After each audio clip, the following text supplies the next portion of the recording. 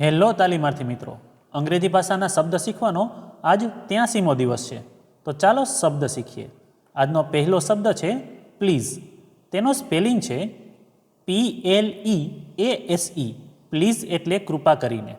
ઉદાહરણ તરીકે, please help me. કૃપા કરીને મને મદદ કરો. ત્યાર પછીનો શબ્દ છે ફેસ. તેનો સ્પેલિંગ છે FACE.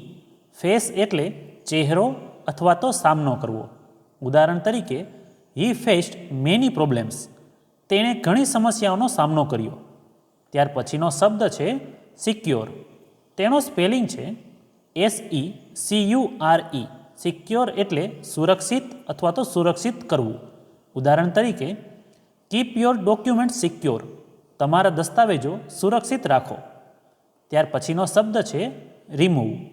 તેનો સ્પેલિંગ છે REMOVE. રિમૂવ એટલે દૂર કરવું. ઉદાહરણ તરીકે, રિમૂવ ધ ઓલ્ડ ફાઇલ્સ. જૂની ફાઇલો દૂર કરો. ત્યાર પછીનો શબ્દ છે ઇન્ડિકેટ. તેનો સ્પેલિંગ છે INDICATE. ઇન્ડિકેટ એટલે દર્શાવવું અથવા તો સૂચવવું. ઉદાહરણ તરીકે, ધીસ સાઇન ઇન્ડિકેટ્સ ડેન્જર. આ નિશાની જોખમ દર્શાવે છે. તો મિત્રો, આજે શીખેલા 5 શબ્દો આ રીતે હતા.